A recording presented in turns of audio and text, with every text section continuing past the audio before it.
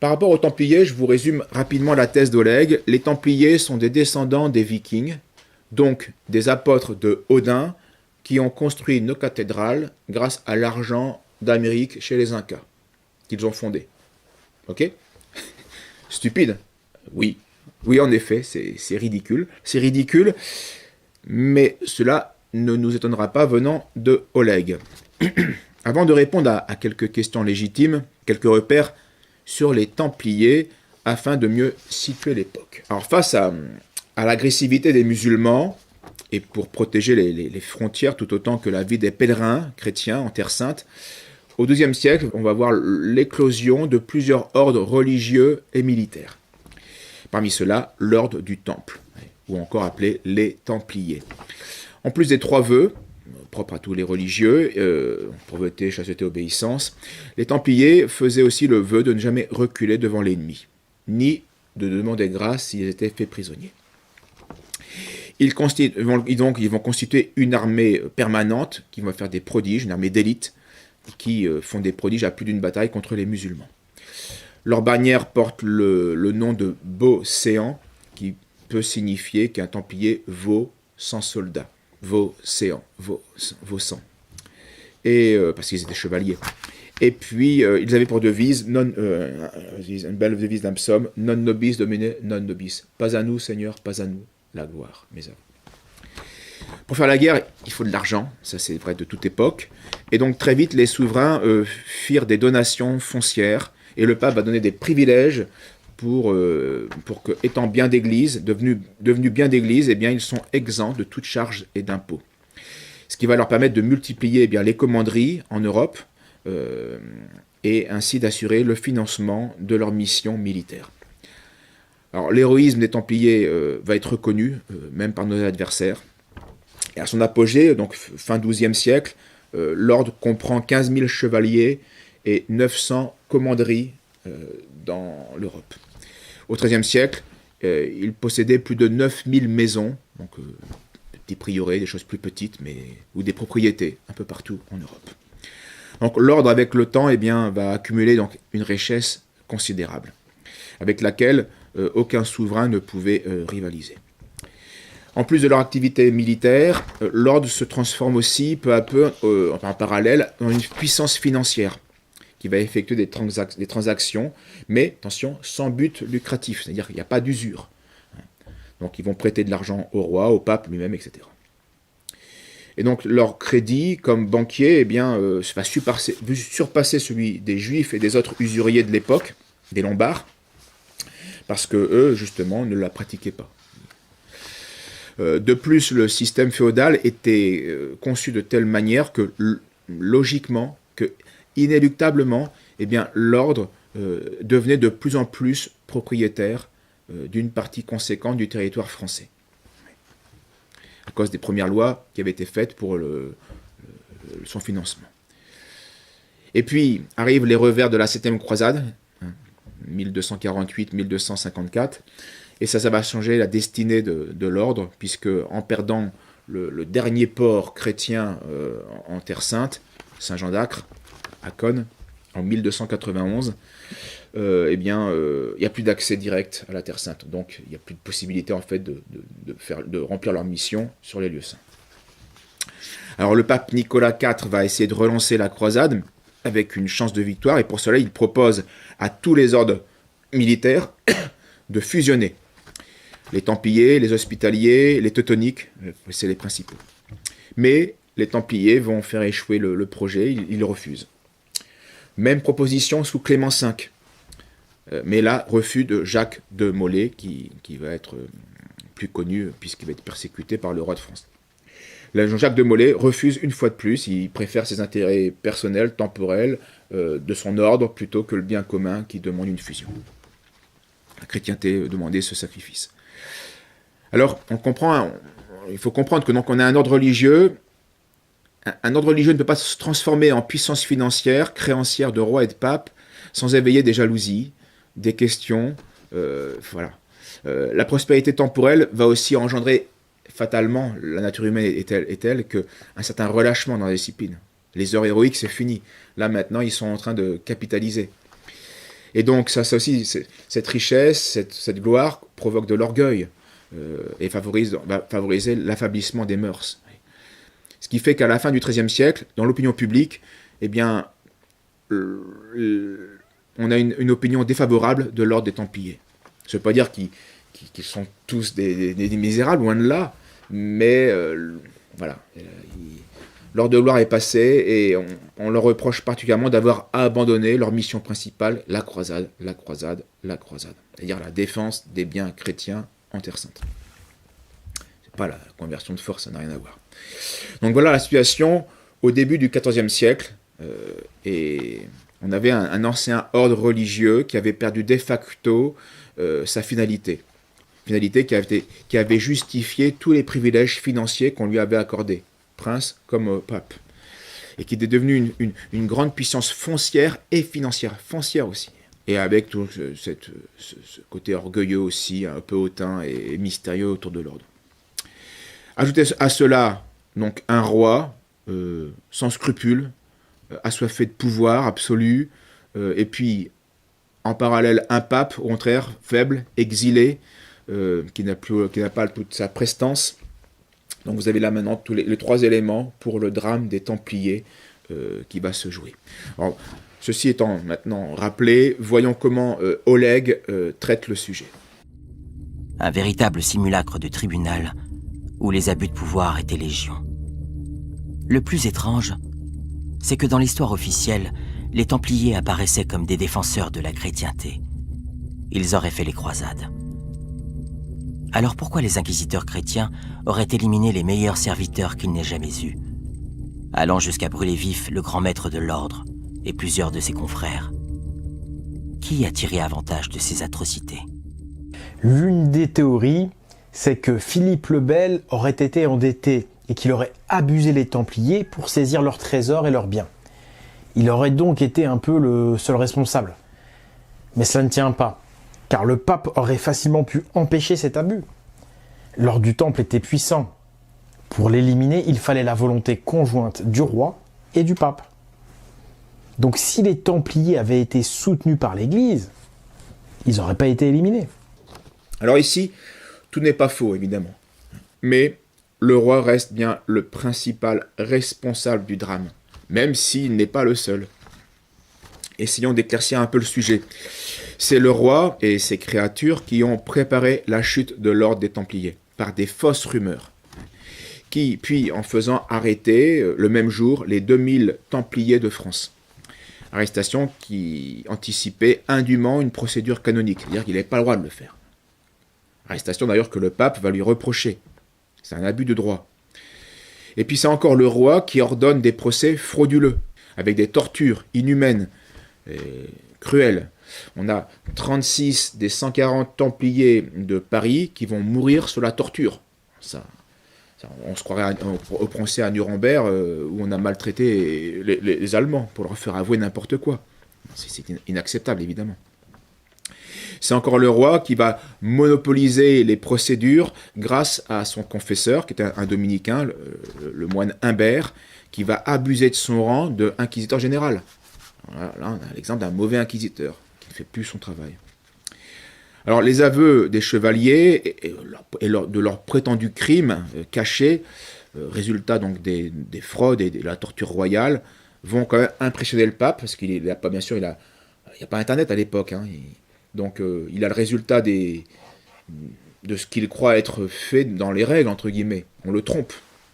Donc il a impressionné et il va ordonner, par précaution, l'arrestation de tous les chevaliers des Templiers en Europe. Il donne l'ordre à toutes les cours d'Europe.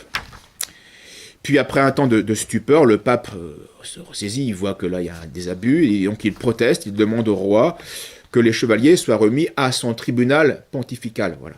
Donc un tribunal d'église, et non pas jugé par un tribunal royal.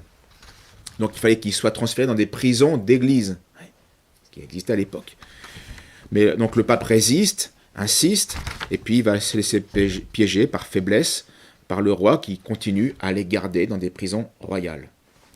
Alors le pape quand même traîne des pieds, et déjà, donc, ce qui permet quand même de laisser du temps, et Et il y a des Templiers qui commencent à se rétracter. Alors, non, on a parlé sur la torture, c'est ce qu'on a dit, c'était complètement fou.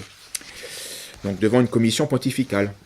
Alors Clément V fait même en sorte que le roi, pour aussi un peu casser la dynamique, il fait en sorte que le roi n'aura aucun avantage à la disparition de l'ordre financièrement. Donc il annonce déjà la couleur, que si jamais l'ordre devait disparaître, l'argent n'ira pas au roi de France. Donc il espérait ainsi casser les envies, le plan, le projet du roi. Alors le roi voit que le pape fait de la résistance et donc va accélérer le processus et malheureusement de concert avec l'archevêque de Sens, qui était le frère d'un ministre du roi, donc ils vont créer un simulacre de procès qui va finir par la condamnation à mort de 54 chevaliers.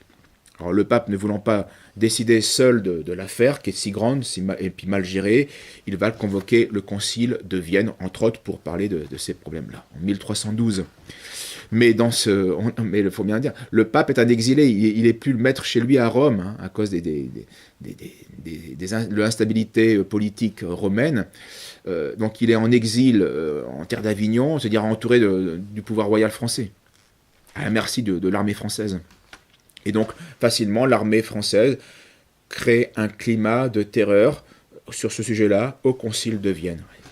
On a Nogaret, le fameux serviteur du roi, qui va lancer une campagne aussi calomnieuse en parallèle. On a déjà les médias de l'époque, hein, avec des campagnes d'opinion menaçantes contre Clément V. On laisse entendre au pape que s'il refuse de collaborer au procès des Templiers, eh bien, on pourrait l'accuser. Et il pourrait être lui-même inquiété pour avoir favorisé l'hérésie, la supposée hérésie des Templiers. Alors le pape se sent faible, et un peu lâche, il faut le dire, hein, et il se sent à la merci du roi et accusé, inquiété d'être ainsi... il va, après plusieurs concessions et imprudences, le pape va s'incliner, et c'est là, évidemment, sa faute. Il a fauté, prudemment. Il a été imprudent, et donc injuste. Il va donc laisser les officiers du roi interagir dans les procédures du concile de Vienne. Donc tout se finit par un vote du concile favorable au 4/5e à l'extinction de l'ordre.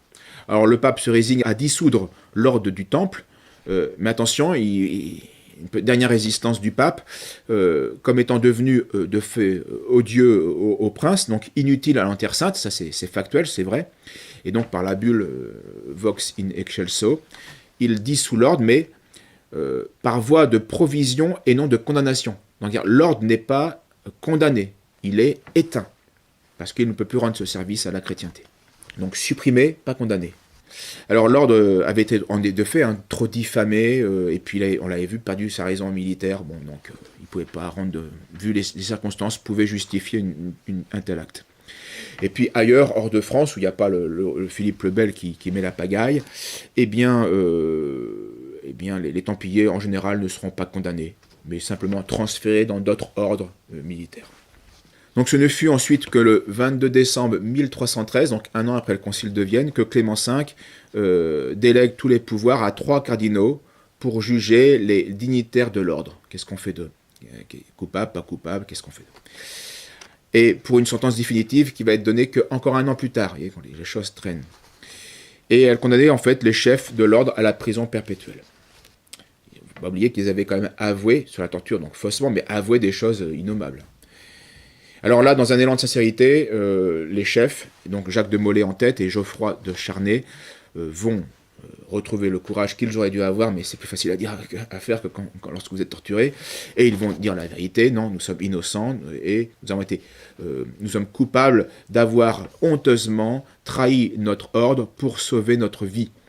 L'ordre est pur, il est saint, et les accusations sont absurdes, nos confessions menteuses. Voilà.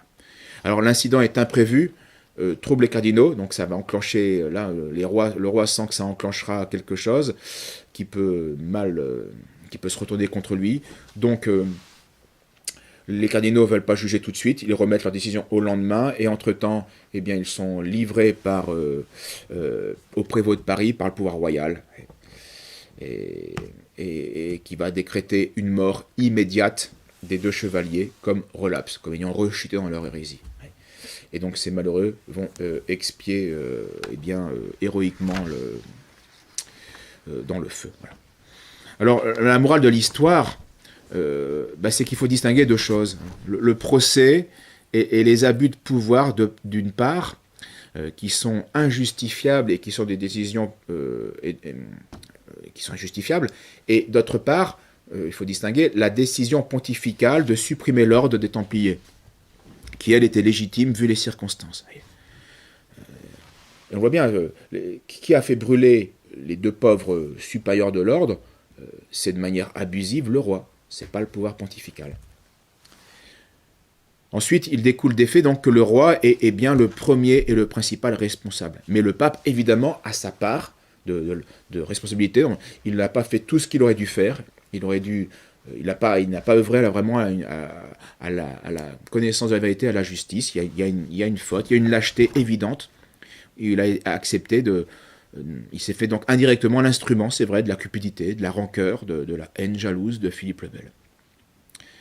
Donc dans cette histoire, dans toute cette histoire, il n'y a pas de mystère. Il n'y a pas de mystère. Il y a simplement la rencontre des passions humaines, orgueil, lâcheté, faiblesse, etc.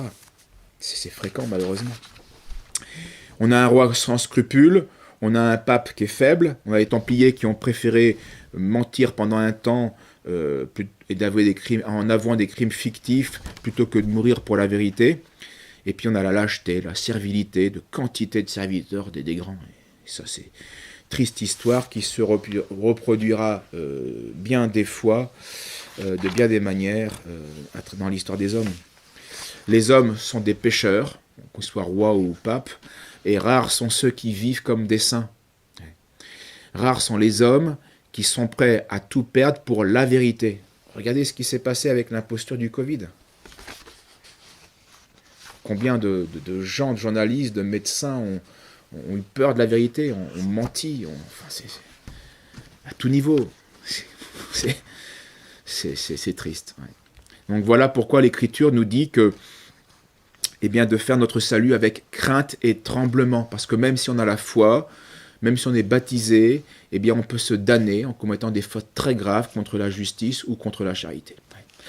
Mais passons à la suite et voyons le passage où Oleg donne vraiment là toute sa mesure de manipulateur et de falsificateur. Mais la preuve la plus radicale, c'est le sceau secret du temple.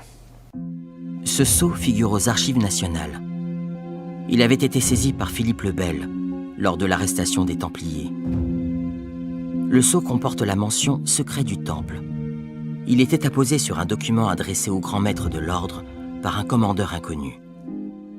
Ce qui laisserait à penser que le grand maître recevait secrètement des directives d'un commandeur inconnu qui signait par l'apposition de ce sceau secret. Le sceau révèle l'appartenance religieuse du commandeur, ainsi que le secret américain.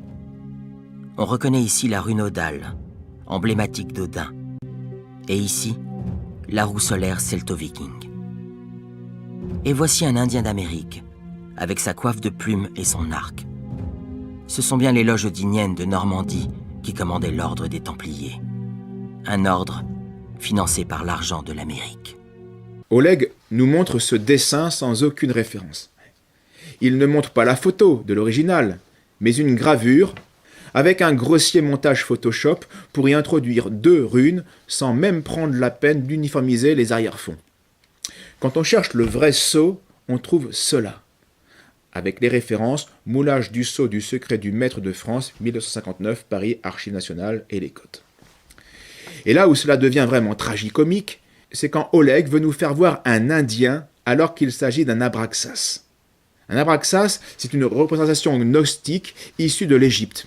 Le dictionnaire d'archéologie et de liturgie chrétienne donne de nombreuses représentations de cet être mythique avec sa tête de coq et des serpents à la place des pieds et un fouet à la main.